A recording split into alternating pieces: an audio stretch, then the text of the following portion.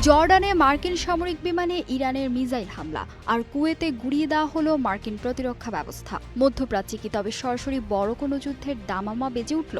শান্তি চুক্তির কালি শুকানোর আগেই রণক্ষেত্রে উত্তপ্ত দুই পরাশক্তি।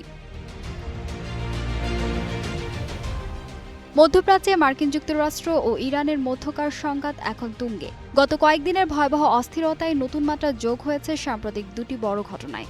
ইরানের এলিট ফোর্স আইআরজিসি দাবি করেছে জর্দানের আকাবা বিমানবন্দরে মার্কিন যুক্তরাষ্ট্রের সামরিক বহরে তারা শক্তিশালী ব্যালিস্টিক ক্ষেপণাস্ত্র হামলা চালিয়েছে।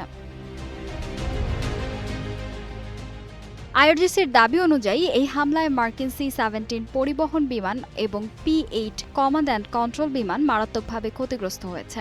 অপারেশন নাসর 2 এর অংশ হিসেবে পরিচালিত এই হামলায় স্থানীয় গোয়েন্দা তথ্যের বড় ধরনের ভূমিকা ছিল বলে জানিয়েছে তেহরান। তারা আরও দাবি করেছে জর্দানের স্থানীয়দের সহায়তায় এর আগে আজরাক ঘাঁটিতে চালানো হামলায় ডজন খানেক মার্কিন সেনা নিহত ও 20টি সামরিক স্থাপনা ধ্বংস হয়েছে।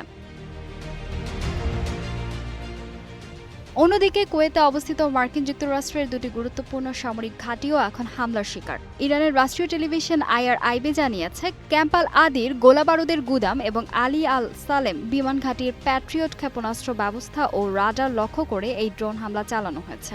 একই সময়ে পশ্চিম ইরানের আকাশে একটি মার্কিন MQ-9 ড্রোন ভূপাতিত করার খবরও নিশ্চিত করেছে তেহরান। তবে এই উত্তেজনার পেছনে রয়েছে দীর্ঘ প্রেক্ষাপট।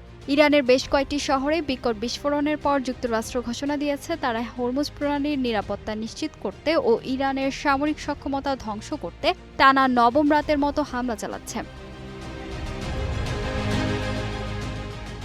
অথচ পরিস্থিতি এমন হওয়ার কথা ছিল না। গত জুনে পাকিস্তানের মধ্যস্থতায় দুই দেশের মধ্যে একটি শান্তি সমঝোতা বা MOU স্বাক্ষরিত হয়েছিল, কিন্তু সেই চুক্তি কাগজে কলমেই রয়ে গেছে। যুদ্ধবিরতির সেই স্বপ্ন এখন ধূলিসাৎ। বরং মধ্যপ্রাচ্যের আকাশ এখন যুদ্ধের বারুদে থমথমে। যুক্তরাষ্ট্র অবশ্য এই সাম্প্রতিক হামলাগুলো নিয়ে এখনও কোনো আনুষ্ঠানিক প্রতিক্রিয়া জানায়নি। ফাহিমা সুরভি, নিউজ ডেস্ক, গ্লোবাল টেলিভিশন।